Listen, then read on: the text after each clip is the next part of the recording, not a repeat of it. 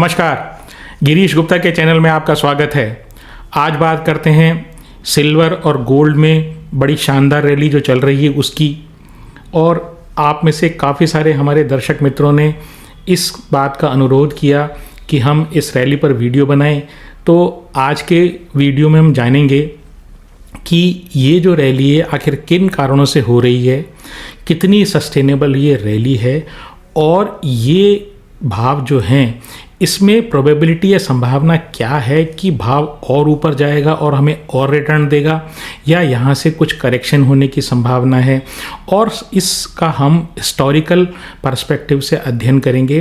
पहले 2 बार ऐसे हो चुका है कि सिल्वर ने लगभग $50 पर आउंस का जो भाव है वो टच किया है। तो उस समय जब सिल्वर में करेक्शन आया तो किस प्रकार की स्थिति हुई और इस करेक्शन को किस प्रकार से नापा जाता है। तो जैसा कि आप जानते ही हैं कि 14 अक्टूबर 2025 को सिल्वर ने $53.6 पर आउंस का all time high price touch किया था। इससे पहले कभी भी सिल्वर $50 पर आउंस को टच नहीं कर पाया है। तो इस चीज़ के क्या मायने हैं, क्या ये कोई ब्रेकआउट है जिस तरीके से टेक्निकल एनालिसिस में हम बात करते हैं, और क्या यहाँ से सिल्वर करेक्ट होगी। आज की वीडियो में इस बारे में कुछ डिस्कशन करेंगे। पहले जानते हैं कि सिल्वर की जो प्राइसेस है ना वो किस चीज़ से प्रभावित होती है। तो जैसे आप जानते हैं कि सिल्वर एक मेटल है और एक इंडस्ट्रियल मेटल है, यानी इसका जो उपयोग है वो इंडस्ट्री में होता है। तो ये जो मेटल है इसकी या किसी भी अन्य मेटल की वो एक कमोडिटी होती है, और कमोडिटी की जो प्राइसेस होती है वो डिमांड और सप्लाई पर डिपेंड करती है। डिमांड कितनी आ रही है, अगर डिमांड ज़्यादा होगी तो कीमतें बढ़ेंगी, अगर सप्लाई जो है वो ज़्यादा है तो आप समझ लीजिए वो उसकी प्राइसेस, सिल्वर की प्राइसेस या कमोडिटी की प्राइसेस कम होंगी। तो इनके जो मेजर प्रोड्यूसर हैं, वर्ल्ड में टॉप मोस्ट प्रोड्यूसर हैं, वो मैक्सिको, चाइना और पेरू है। तो ये जो 3 कंट्रीज़ हैं ये गोल्ड और लेड की जब माइनिंग करते हैं तो उसके बाई प्रोडक्ट के रूप में ये सिल्वर प्राप्त होता है। और इस बार ये हो रहा है कि लगातार 6ठा साल है 2025 में जिसमें जो गोल्ड जो सिल्वर की जो डिमांड और सप्लाई है उसके बीच में काफ़ी सारा गैप है। तो 2025 में अनुमानित है 117.6 मिलियन आउंस का डेफिसिट रहेगा डिमांड में और सप्लाई में।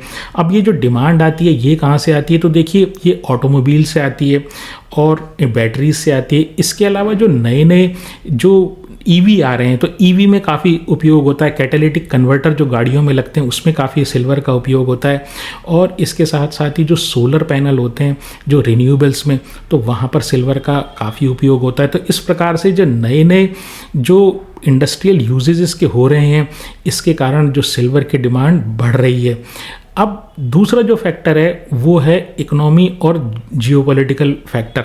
यानी इकोनॉमी में अगर ज़रा सा डाउन टर्न आता है या इकोनॉमी डाउनवर्ड स्पाइरल में होती है या ऐसा लगता है इकोनॉमी जो है वो सही नहीं चल रही, तो लोग जो है करेंसी को छोड़कर मेटल की तरफ जाते हैं जो प्रेशियस मेटल है जैसे गोल्ड एंड सिल्वर, और उसको ये मानते हैं कि भाई इनकी वैल्यू जो है ना वो कम नहीं होने वाली। जो रियल वैल्यू की बात कर रहा हूँ तो उनको रियल करेंसी मानी जाती है। तो ये सेफ हेवन माना जाता है इन्वेस्टर्स के लिए, फिर स्टोर ऑफ वेल्थ माना जाता है।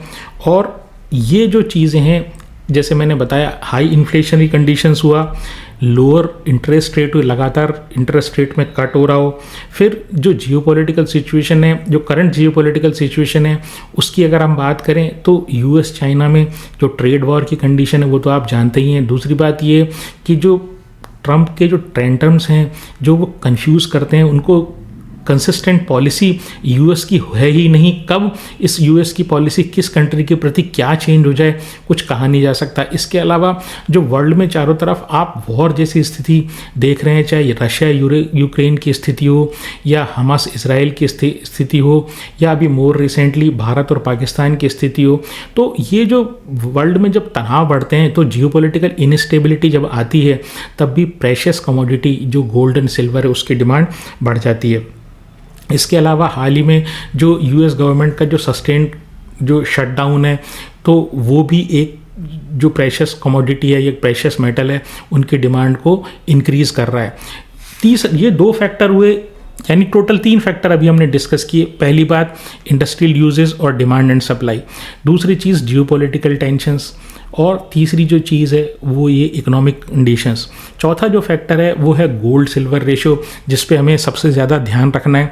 और इस गोल्ड सिल्वर रेशो की बात करने से पहले हम बात करेंगे कि आखिर जो ट्रेडिंग होती है सिल्वर की आखिर कहाँ होती है। तो देखिए, ये जो ट्रेडिंग गोल्ड की होती है, ये 3 इसके मेन सेंटर हैं। एक है न्यूयॉर्क, एक है लंदन, एक है हांगकांग।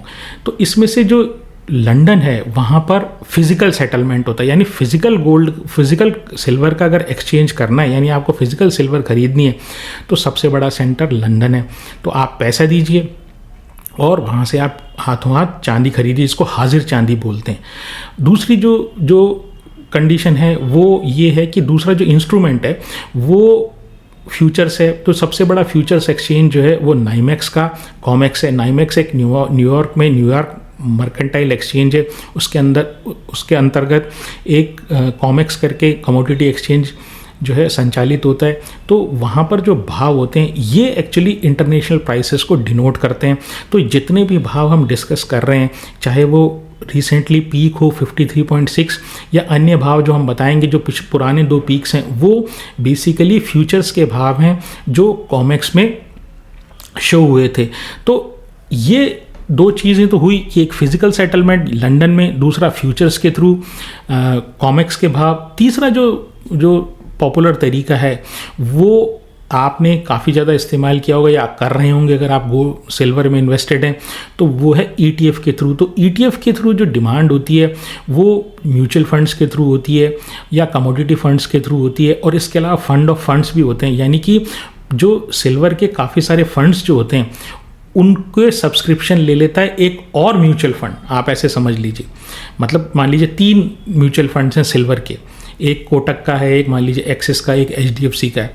अब एक चौथा मान लीजिए कोई मेरे एसेट का कोई फंड ऑफ फंड अगर वो निकाले, तो मेरे एसेट वाला क्या करेगा, इन जो 3 फंड है कोटक का, HDFC का और एक्सिस का, ये 3 ETF को सब्सक्राइब कर लेगा। तो वो उसकी जो यूनिट्स होंगी, यानी मेरे एसेट्स की यूनिट अगर आप सब्सक्राइब करेंगे तो उसके लिए ये कहा जाएगा कि आपने मेरे एसेट का सिल्वर का फंड ऑफ फंड जो है वो आपने लिया है। ये एक्चुअली एवरेजिंग का तरीका है कि 3 में से कोई तो परफॉर्म करेगा, मतलब एक में कुछ इशू आ सकता है, दूसरे में कुछ इशू आ सकता है। मतलब बात ये है कि फिजिकल सिल्वर के भाव से जो उसकी NAV वो कितनी डिफरेंट है। तो आप बेसिकली उन फंड ऑफ फंड के थ्रू इस NAV को एवरेज करने की कोशिश करते हैं।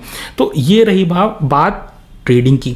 अब सबसे इम्पॉर्टेंट एस्पेक्ट जो आपको देखना है ये बेसिकली टेक्निकल एनालिसिस है। ये जो है एक एम्पिरिकल डेटा, एम्पिरिकल का मतलब ये फ्रॉम एक्सपीरियंस जो आता है, इसका कोई साइंटिफिक लॉजिक नहीं है, कि कोई फिक्स फार्मूला नहीं है, लेकिन हिस्टोरिकली ये चीज़ें देखी गई हैं कि ऐसा जनरली गोल्ड और सिल्वर के प्राइसेस में ये रेशो रहता है। तो उस रेशो को गोल्ड सिल्वर रेशो रहते हैं। तो आप क्या है कि गोल्ड का जो प्राइस है, करंट प्राइस, उसको अगर आप डिवाइड कर देंगे सिल्वर के प्राइस से तो आपको एक रेशो मिलेगा। उस रेशो को गोल्ड सिल्वर रेशो बोलते हैं।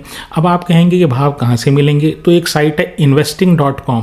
तो आप investing.com साइट पर जाइए, उसमें कमोडिटी वाला सेक्शन आप अगर क्लिक करेंगे तो और कमोडिटी के भाव आपको कॉमेक्स के भाव वो दिखाएगा। तो कॉमेक्स में जो करंट भाव गोल्ड का चल रहा हो वो आप ले लीजिए, उसको डिवाइड कर दीजिए जो करंट सिल्वर का भाव चल रहा है उससे, तो आपको एक रेशो प्राप्त होगा, वो गोल्ड सिल्वर रेशो है। आपको ये ध्यान रखना है कि अगर गोल्ड सिल्वर रेशो बढ़ रहा है तो आप ये समझ लीजिए कि जो सिल्वर है वो सस्ती है, अंडर वैल्यूड है, और अगर गोल्ड सिल्वर रेशो कम हो रहा है तो आप ये समझ लीजिए सिल्वर जो है महंगी है। इसका अगर मैं एक एग्जांपल दूं तो अप्रैल जो 2025 इस अप्रैल में गोल्ड सिल्वर रेशियो जो था ना वो 107 था, और वो अब घटकर लगभग 82 हो गया अक्टूबर में। इसका मतलब क्या हुआ कि जो फॉलिंग जो है गोल्ड सिल्वर रेशियो फॉलिंग है, इसका मतलब ये है कि चांदी जो है वो महंगी होती जा रही है। बात करते हैं पिछले 2 बार के सिल्वर के पीक की, जब सिल्वर के प्राइसेस जो $50 पर आउंस को क्रॉस नहीं कर पाए, पहला ये हुआ 1979-80 में। उस समय की सिचुएशन आपको समझनी पड़ेगी कि जियोपॉलिटिकल सिचुएशन क्या थी, इकोनॉमी की सिचुएशन क्या थी। तो देखिए, जियोपॉलिटिकल सिचुएशन उस समय ये थी कि उस समय सोवियत यूनियन ने अफ़गानिस्तान पर हमला किया था और साथ ही साथ ईरान में रिवॉल्यूशन हुआ था। तो इस तरह की जियोपॉलिटिकल टेंशन वाली कंडीशन चल रही थी। कोल्ड वॉर जो है वो अपने चरम पर था। इसके साथ ही यूएस की जो, ऐसा लग रहा था कि यूएस की जो करेंसी है उसको डिवैल्यू किया जाएगा और इकोनॉमी वहाँ पर यूएस में जो इन्फ्लेशन काफ़ी था। तो इस जियोपॉलिटिकल और इकोनॉमिक सिचुएशन को देखते हुए दो भाई जो हंट ब्रदर्स थे और जिनके पिताजी टेक्सास के बहुत ही बड़े ऑयल टाइकून थे, उनका नाम था एच.एल. हंट। तो उनके जो दो बेटे हैं उन्होंने ये कहा कि भाई ये कंडीशन जो आ रही है ना, जिस तरीके जियोपॉलिटिकल सिचुएशन और इकोनॉमिक कंडीशन है, उसमें तो ये होने वाला है कि सेफ हेवन जो है ना वो प्रेशियस मेटल में ही रहेगा। यानी कि वो गोल्ड और सिल्वर में इन्वेस्ट करने में इंटरेस्टेड थे, लेकिन उन्होंने चुना चांदी को।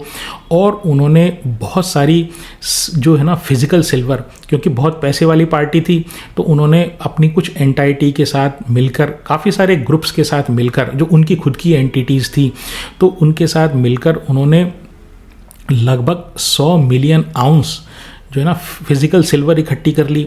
इसके साथ ही साथ कॉमेक्स में उन्होंने काफ़ी सारे फ्यूचर कॉन्ट्रैक्ट्स लॉन्ग कर लिए। तो फ्यूचर कॉन्ट्रैक्ट्स लॉन्ग करने का मतलब ये सिल्वर में बाइंग हो रही है और फिजिकल सिल्वर उन्होंने अपने पास 100 मिलियन आउंस रख ली। तो आप ये समझ लीजिए कि एक कंडीशन ऐसी आई जब ऐसा माना जाता था इनकी टोटल जो सिल्वर इनके पास है फ्यूचर्स के फॉर्म में, और जो फिजिकल सिल्वर है वो वर्ल्ड की जो टोटल अवेलेबल डिलीवरेबल सिल्वर जो होती है, ऑर्नामेंट्स के फॉर्म में नहीं, जिसका ट्रेड होता है और जिसको आप आसानी से डिलीवर कर सकते हो, उस टोटल डिलीवरेबल की 1/3 जो है ना, उस सप्लाई का 1/3 वो इन्होंने कॉर्नर कर लिया था। कॉर्नर करने का मतलब इन्होंने अपने कब्जे में कर लिया था। अब जब सिल्वर के भाव लगातार बढ़ रहे हैं और मान लीजिए किसी ने शॉर्ट कर दिया, यानी किसी ने सिल्वर बेच दी और अगले दिन काफ़ी सारा सिल्वर का भाव बढ़ गया, तो वो आदमी जो है उस कंडीशन को शॉर्ट स्क्वीज बोलते हैं कि उसको किसी भी भाव पर कैसे भी करके खरीदना ही है, वरना उसका लॉस बढ़ता जाएगा, क्योंकि उसने कम भाव पर शॉर्ट कर दी और भाव बढ़ गए हैं। तो ऐसी शॉर्ट स्क्वीज की कंडीशन इन हंट ब्रदर्स ने क्रिएट कर दी। ऐसी सिचुएशन हुई जब वन साइड सिल्वर बढ़ने लगा, जो कॉमेक्स है, स्टॉक एक्सचेंज है, उसको भी डर लगने लग जाता है कि भाई ऐसा तो नहीं हुआ कि कोई पार्टी जो है, सिल्वर है ही नहीं, सारा सिल्वर एक पार्टी ने कॉर्नर कर रखा है, तो ऐसा तो नहीं है कि जो ऑब्लिगेशन है फ्यूचर्स के अगेंस्ट में सिल्वर डिलीवर करने का बेचने वाले के पास है ही नहीं, तो डिलीवर क्या करेगा।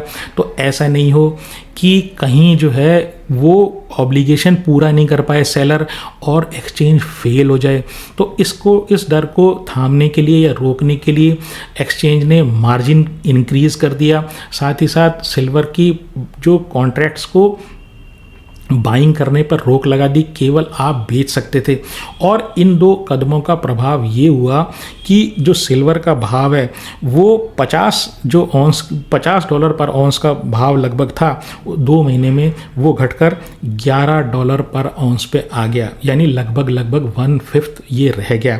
और गोल्ड सिल्वर रेशियो जो है वो 14 से 82 पर आ गया। यानी जैसे मैंने बताया, अगर गोल्ड सिल्वर रेशियो बढ़ रहा है तो आप ये समझ लीजिए कि जो सिल्वर है वो सस्ती हो रही है। अब बात करते हैं पिछले दूसरे पीक की, जिसमें भी सिल्वर ने लगभग $50 पर आउंस का प्राइस टच किया।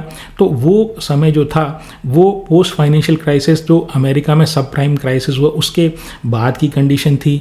तो वहाँ पर जो अमेरिकन गवर्नमेंट ने इस सब प्राइम क्राइसिस से उबरने के लिए क्वांटिटेटिव ईजिंग शुरू कर दी। क्वांटिटेटिव ईजिंग का सिंपल शब्दों में अगर मैं अर्थ बताऊं तो वो ये है कि उन्होंने नोट छापने शुरू कर दिए और जो इंटरेस्ट रेट है उसको काफ़ी कम करना शुरू किया और सिस्टम में लिक्विडिटी प्रोड्यूस करने की कोशिश की। तो इससे ये प्रभाव होता है कि करेंसी का डीबेसमेंट होता है और साथ ही साथ इन्फ्लेशन बढ़ता है और इकोनॉमिक स्टेबिलिटी के लिए एक तरीके से उस पर एक शंका पैदा होती है, क्योंकि बिना प्रोडक्टिव कैपेसिटी के जब आप नोट या सरकारें नोट छापेंगी तो इकोनॉमी की कंडीशन कुछ अच्छी नहीं मानी जाती। एक अन्य विशेष बात इस सिल्वर रैली जो 2010-11 की सिल्वर रैली थी वो ये थी कि इसमें जो पुश था सिल्वर की प्राइसेस में, पुश वो ETF के थ्रू आया, और ETF में जो सब्सक्रिप्शन लेते हैं वो जनरली रिटेल इन्वेस्टर का पार्टिसिपेशन था। तो ये जो रैली फ्यूल की गई थी या ये जो रैली स्टार्ट हुई थी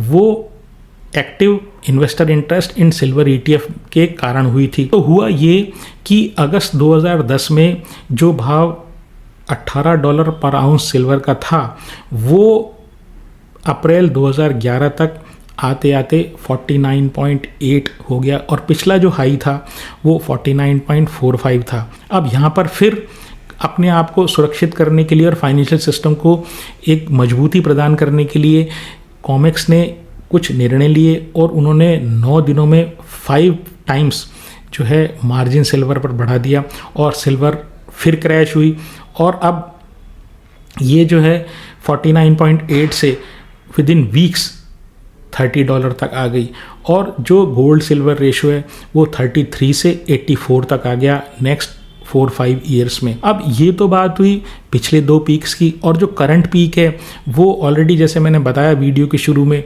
14 अक्टूबर को $53.6 पर आउंस का लगा चुका है, और जब तक आपके पास वीडियो ये पहुंचे तो हो सकता है कि एक और नया हाई सिल्वर लगा दे। लेकिन आपको ये समझना है कि जो ये 2 किस्से हुए पिछले वाले, उसके बाद सिल्वर का क्या हाल हुआ। तो अब मैं आपको कंडीशन समझाता हूँ कि अब की क्या कंडीशन है, और उसको आप उस कॉन्टेक्स्ट में देखिए कि पिछली 2 कंडीशन से वो कैसे सिमिलर है।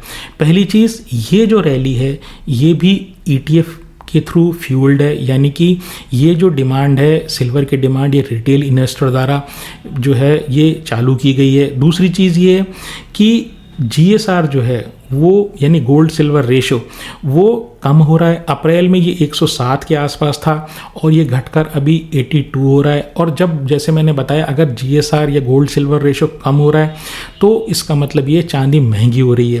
दूसरी बात ये है कि लंदन जो है जो फिज़िकल सिल्वर का सबसे बड़ा केंद्र है वर्ल्ड में, वहाँ पर फिज़िकल चांदी अवेलेबल नहीं है और बहुत हाई जो रेट पर ये उधार दी जा रही है। जो ब्याज बट्टा जो होता है, जिसको मान लीजिए किसी ने फ्यूचर्स में अपना सौदा कर रखा है और उसको चांदी को डिलीवर करना है, तो 30-35% पर एनम के ब्याज पर जो है ना ये चांदी दी जा रही है। तो बहुत ही महंगा ये एक्चुअली लोन या रेंटिंग जो है ना ये रेट बहुत ही ज़्यादा महंगी है।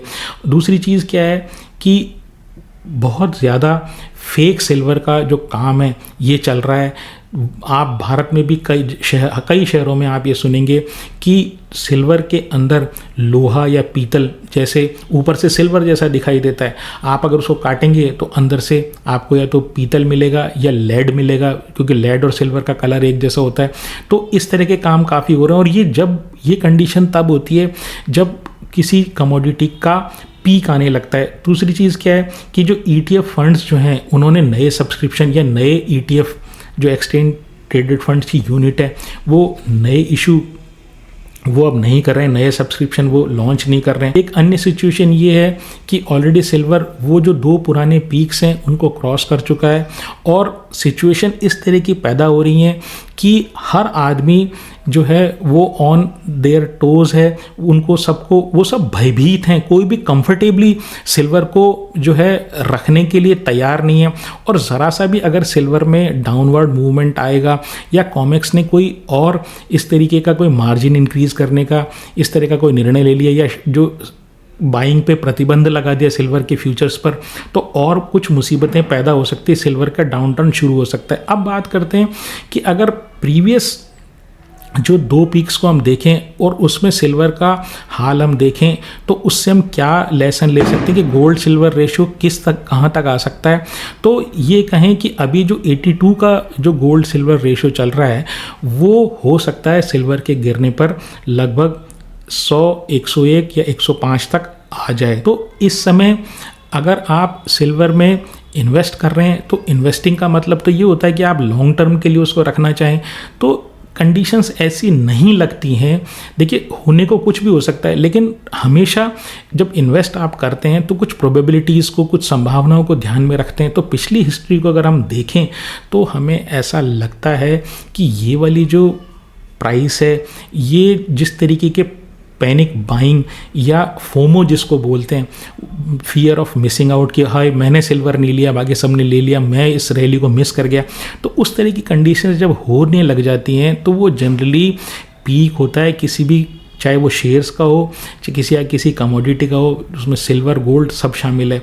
तो कहने की बात यह, इस समय रिस्क रिवॉर्ड फेवर में नहीं है, और अगर हिस्ट्री अपने आप को रिपीट करती है तो आप समझ लीजिए साल 2 साल में इस सिल्वर का भाव ये 52, 53, 54 से घटकर 54 तो खैर अभी हुआ नहीं है, हो सकता है आपके तक वीडियो पहुंचे तब तक हो जाए, तो वहाँ से घटकर ये अपना जो बेस है वो 32 से लेके 35 तक, यानी $32 से $35 पर आउंस तक आ जाए।